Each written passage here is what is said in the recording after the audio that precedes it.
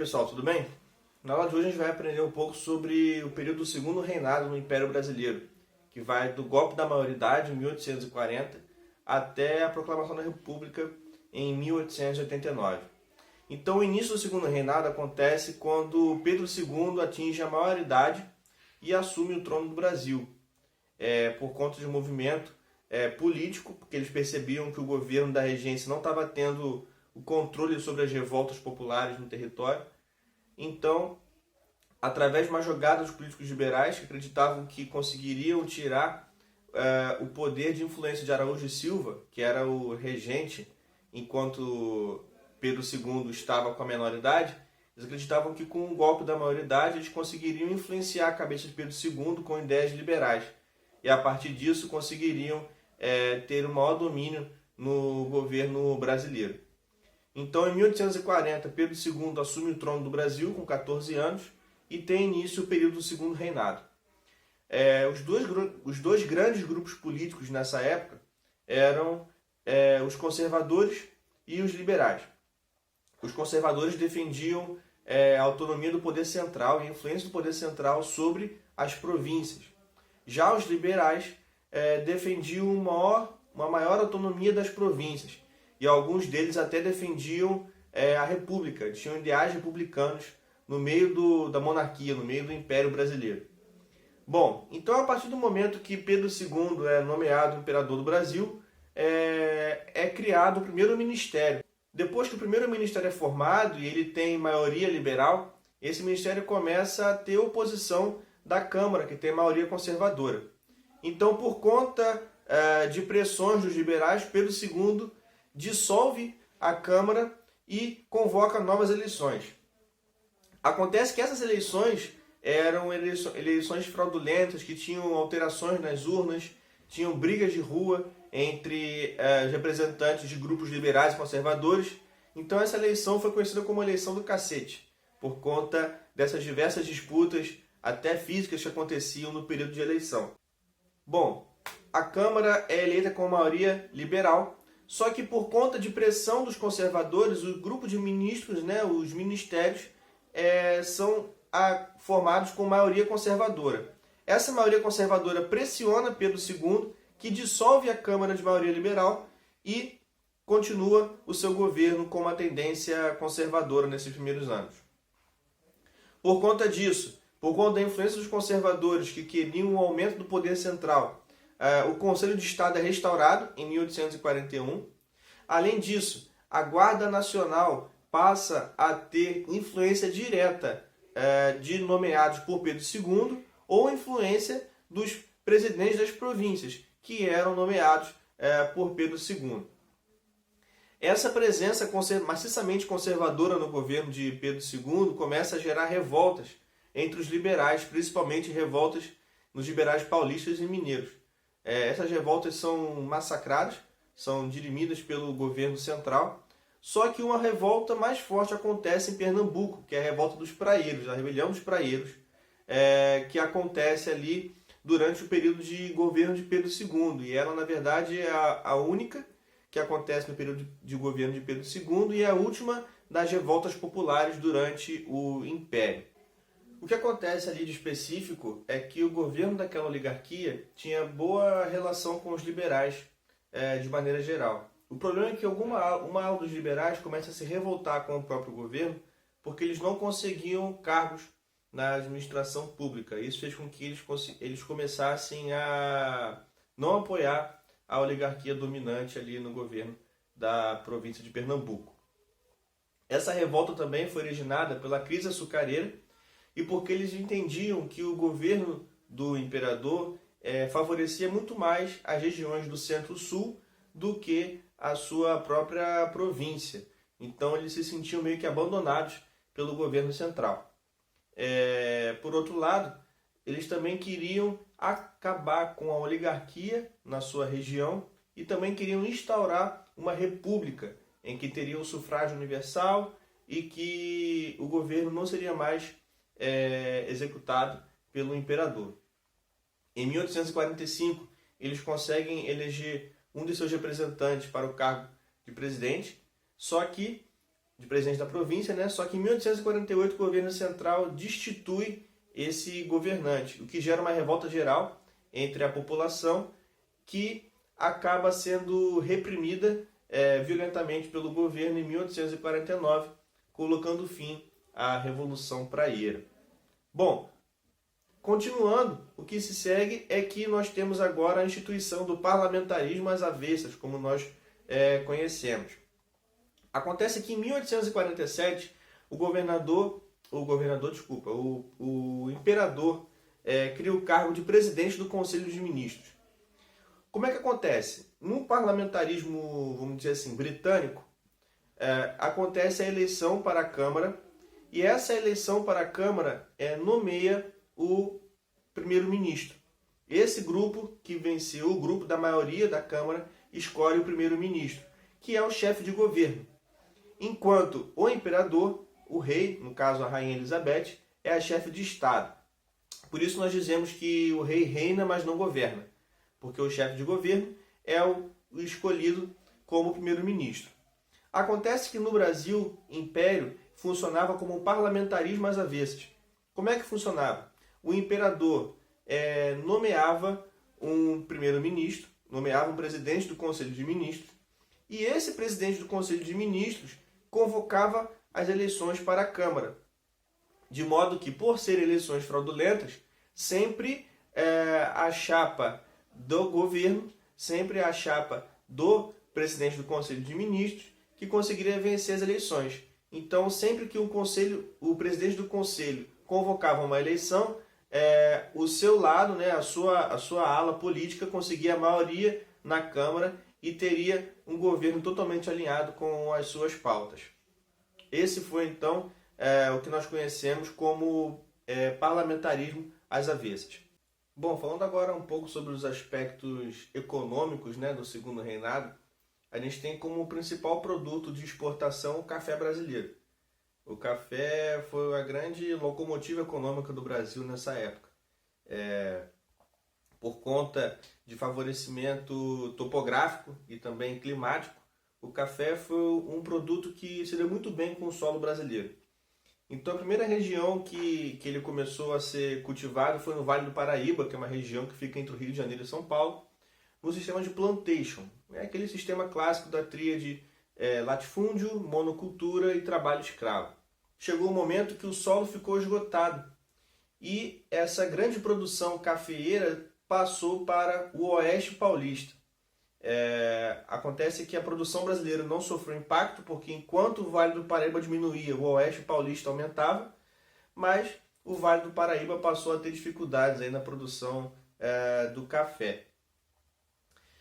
Então, no Oeste Paulista, até 1850, a mão de obra era majoritariamente escrava, só que acontece que em 1850 começa a vigorar a lei que proibia o tráfico negreiro. Então, aos poucos, foi começando a ser substituída a mão de obra da escrava para os imigrantes. Isso foi um processo lento, mas que começou ali em 1850, mais ou menos, por conta da proibição do tráfico negreiro. A grande vantagem que os produtores de café do Oeste Paulista tiveram foi que eles começaram a fazer o beneficiamento do café, que é você limpar o grão, separar o grão, organizar, de modo que ele estivesse mais preparado para a produção do próprio café em si. Isso fez com que o seu produto ficasse mais valioso e fez com que os seus produtores, né, os produtores paulistas de café, se tornassem mais ricos e também alavancou a economia do Brasil, né? Então tirou o Brasil da crise econômica que tinha começado ali no período de Pedro I no governo. Por conta dessa produção do café ter aumentado, era necessário que fosse organizada uma forma de que esses grãos pudessem ser levados para os portos, para serem levados para a Europa de maneira mais eficaz e mais rápida. Antes eram levados no lombo de burros, né, de animais. Então isso fazia com que o transporte ficasse caro e demorado. A partir de certo momento, então, a gente começa a ter a criação das ferrovias. E a primeira ferrovia no Brasil é a Estrada de Ferro Petrópolis, que ligava ali o porto de Mauá, ali na Baía de Guanabara, no Rio de Janeiro, à cidade de Fragoso, que era no caminho ali de Petrópolis. Essa estrada foi financiada ali pelo Barão de Mauá, que foi um grande empreendedor do Brasil Império, foi um dos grandes homens do Brasil Império, foi bancário, foi empreendedor, foi um homem que alavancou muito a indústria no Brasil nessa época. Então ele foi o responsável pelo financiamento aí, em parte, dessa construção da primeira estrada de ferro no Brasil.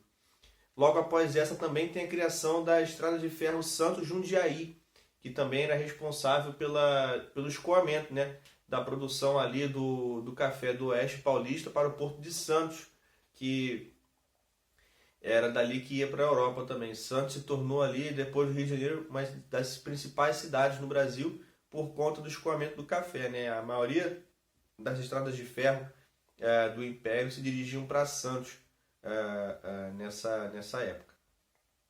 É claro que o Brasil não vivia só da produção do café, né? O Brasil também produzia outros tipos de produtos, como o látex, ali na região norte, que era retirado ali, e a partir dele era produzida a borracha, né? Acontece que a partir do momento que o fundador da empresa Goodyear, ele descobre o processo de vulcanização, em que você consegue misturar enxofre, borracha, ao látex, para criar uma borracha mais resistente e mais flexível, a demanda pelo látex aumentou muito. Então isso fez com que houvesse uma corrida ali na região norte, na região da Amazônia ali, pela extração do látex para a venda. Também tinha o produto do açúcar, que era um produto ali da região nordeste, só que esse produto, embora fosse muito bem aceito pelo exterior, começou a ter uma forte concorrência do açúcar das Antilhas. Então, esse açúcar das Antilhas era mais barato, porque era mais próximo da Europa. Então, isso fez com que a produção do açúcar nacional começasse a ficar muito cara, porque eles não tinham mais dinheiro por conta da falta de venda e não conseguiam melhorar o processo de produção. Então, o açúcar começou a ter uma derrocada aí nessa época. Também teve a produção do algodão, que tinha como principal lugar para ser exportado a Grã-Bretanha, e por conta da guerra civil que aconteceu nos Estados Unidos ali, a Grã-Bretanha, que era a principal concorrente dos Estados Unidos, começou a ter uma disparada na produção, e isso beneficiou os produtores de algodão do Brasil. E também tem o tabaco, que era uma produção mais ali da região do sul, que também era usada como escambo, como moeda de troca em relação à negociação com os escravos também. Agora, falando um pouco sobre a sociedade no período do governo de Pedro II, a gente tinha ali basicamente três classes sociais, né? A gente tinha os homens brancos, oriundos da nobreza, e que participavam das famílias que tinham grandes propriedades de terra e eram poderosos no Império. Nós tínhamos os escravos e nós tínhamos o restante da população, que eram os mestiços, os brancos, pobres, os trabalhadores, os profissionais liberais que tinham lá a sua empresazinha, mas não tinham uma grande renda. Então, basicamente, nós tínhamos essas três classes sociais no Brasil. Com o enriquecimento do governo, né, da coroa e das grandes classes sociais por conta da venda do café, eles começaram a importar hábitos culturais europeus. Eles passaram a ouvir óperas, passaram a assistir peças de teatro. Inclusive, Dom Pedro II era um grande entusiasta da ciência. Ele trocava cartas com Victor Hugo, que era um autor francês. Ele financiou diversos cientistas brasileiros a estudarem na Europa. Ele financiou grandes artistas brasileiros a estudarem na Europa. Por exemplo, Carlos Gomes, que foi um grande músico brasileiro, foi o primeiro músico brasileiro a se apresentar no Teatro alla Scala, em Milão. E ele é o autor daquela peça, o Guarani, né? E ele foi financiado por Dom Pedro II nos seus estudos na Europa. Falando um pouco agora sobre a questão financeira, né? O Brasil, ele, desde a sua independência, ele teve uma grande dificuldade financeira por conta da compra do reconhecimento como nação soberana perante os outros países, né? Além disso, o Brasil passou a ter uma grande dificuldade no setor agropecuário, e isso tudo fez com que a balança comercial ficasse muito desfavorável para o Brasil. Somado a isso, a Grã-Bretanha tinha um imposto de apenas 15% nos seus produtos quando entravam aqui em território nacional, por conta de uma série de acordos que o Brasil tinha com ela desde a sua independência. E para tentar reequilibrar, né, a balança econômica brasileira, o ministro da Fazenda, Manuel Alves Branco, institui a Tarifa Alves Branco. Essa tarifa designava o seguinte: todos os produtos que viessem da Inglaterra, mas que tivessem similares no Brasil, receberiam um imposto, uma taxação de 60%. E todos os produtos ingleses que não tivessem similares no Brasil, receberiam uma taxação de 30%. Bom, a intenção em fazer essa tarifa era reequilibrar as contas do governo. Por outro lado, o que aconteceu também foi uma proteção, né, da produção industrial nacional, né? Então acabou surgindo um ambiente favorável à produção industrial nacional. Por conta disso, nós temos a criação de uma nova classe social, que são os operários ali, principalmente nas regiões dos grandes centros, as regiões onde começaram a ser instaladas as indústrias, as fábricas. Acontece que essa ação do governo brasileiro não ficou sem represália do governo britânico. Eles instituem a Lei Bill-Warben.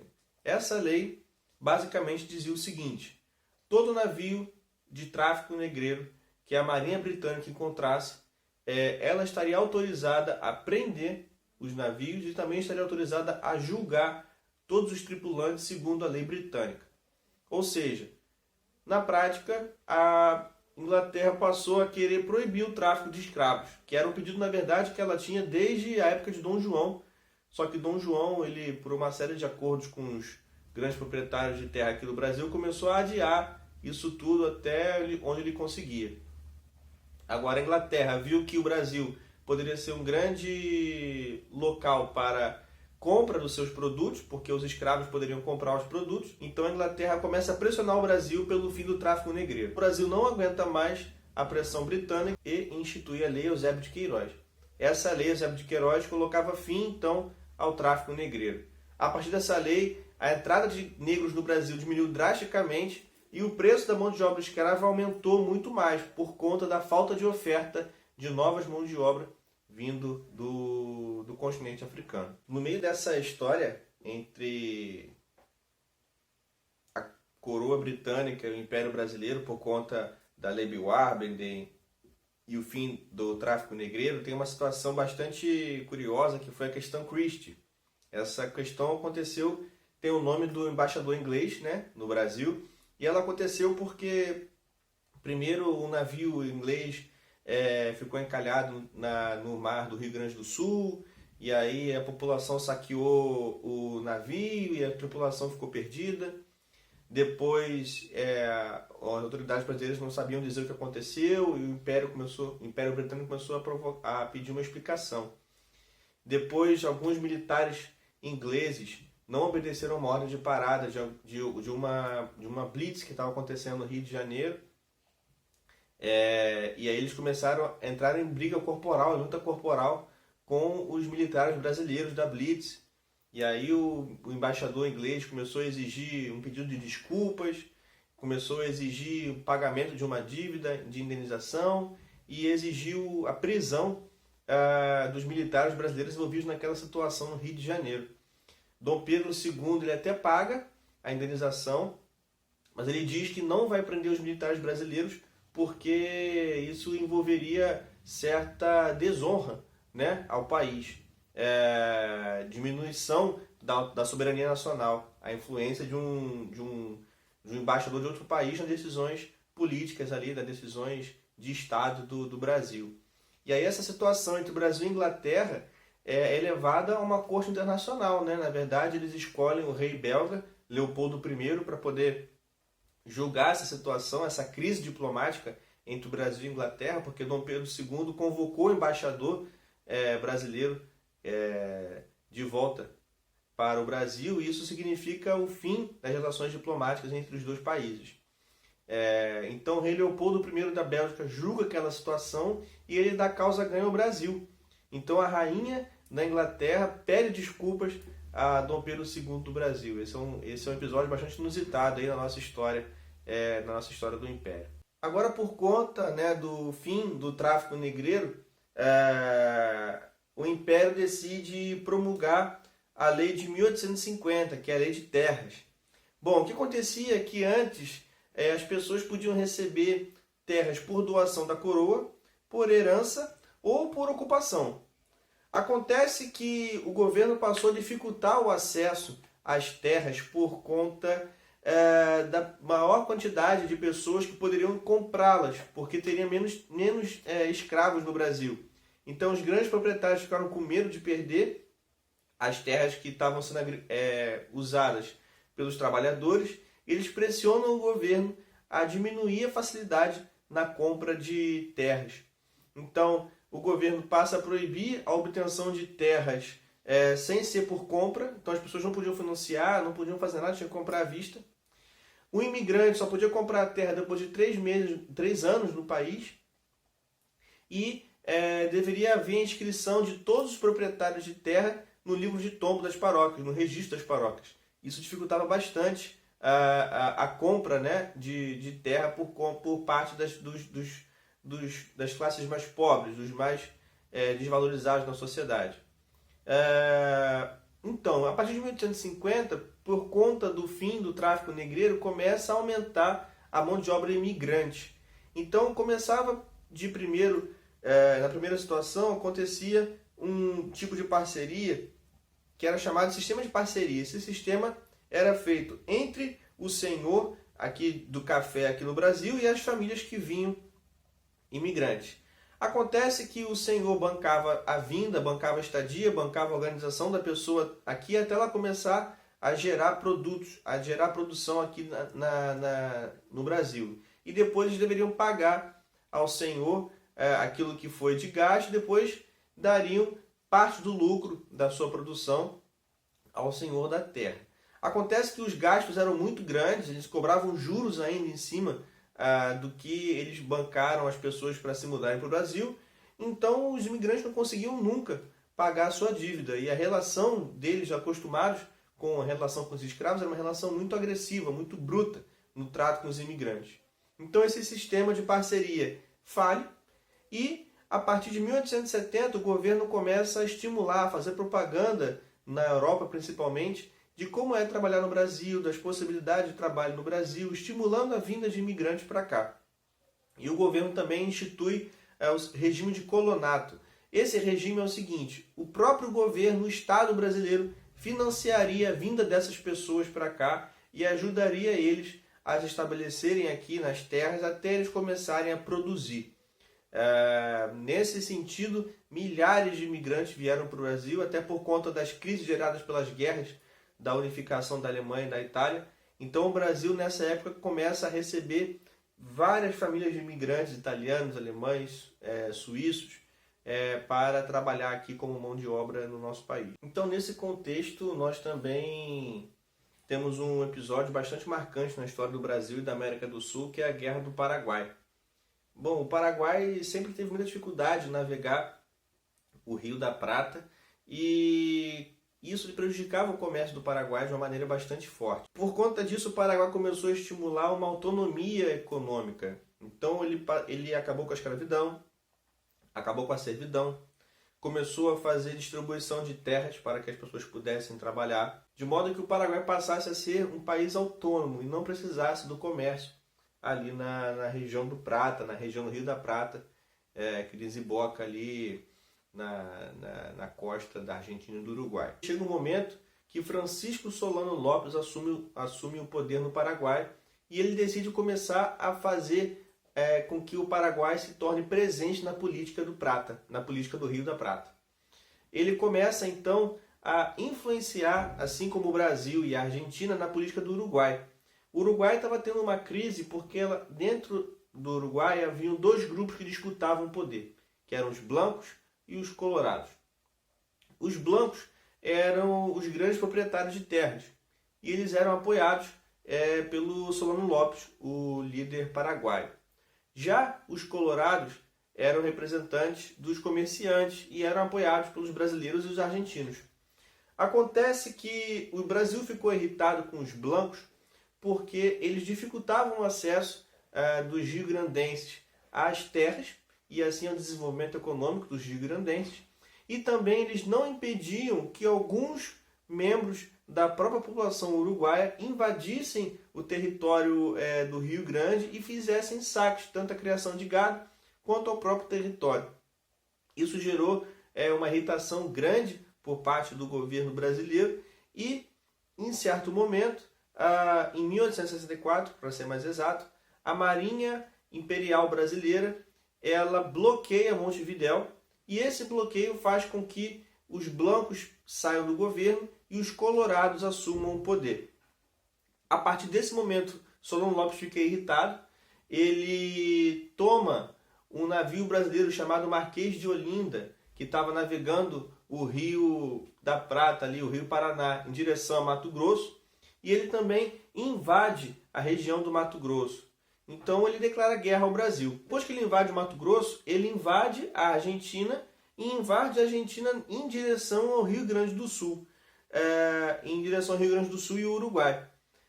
Isso faz com que ele comece a gerar uma certa vantagem.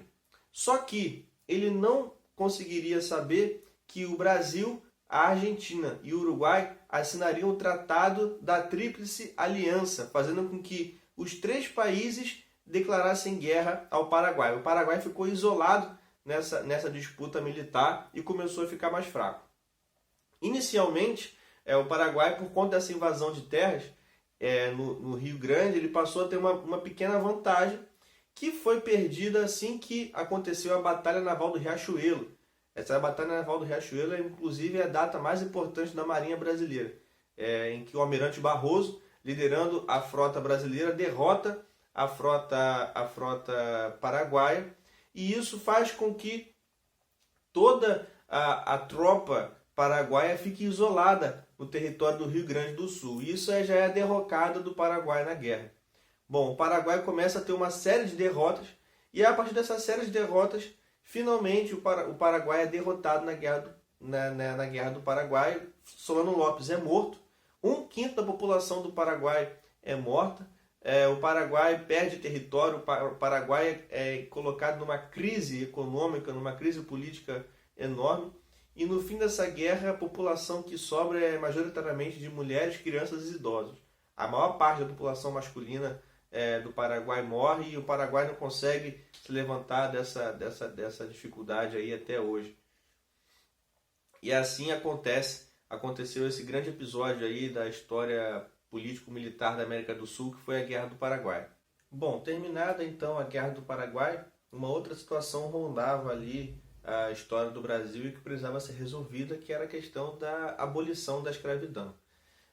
Depois da lei de Eusébio de Queiroz, lá atrás, como a gente já viu, algumas leis foram começando a ser implantadas por pressões externas e também por manifestações políticas internas que já percebiam que o Brasil era um dos únicos países que ainda tinham a escravidão e, por conta disso, enxergava a necessidade de abolir a escravidão no país. Então, em 1871 é promulgada a Lei do Ventre Livre. Essa lei dizia que todos os negros, filhos de escravos, seriam nascidos libertos. Então não nasceria mais nenhum escravo no Brasil após a promulgação daquela lei. Depois dessa lei é promulgada em 1885 a Lei do Sexagenário. Essa lei dizia que os escravos acima de 60 anos já seriam libertos, só tendo que trabalhar mais 3 anos a título de indenização dos seus ex-senhores. Então, já acontecia um movimento bastante forte, da liberação dos escravos no Brasil. A Princesa Isabel sempre se esforçou bastante de modo a procurar libertar os negros no Brasil. Ela convivia com negros, ela tinha amigos negros, por exemplo, José do Patrocínio.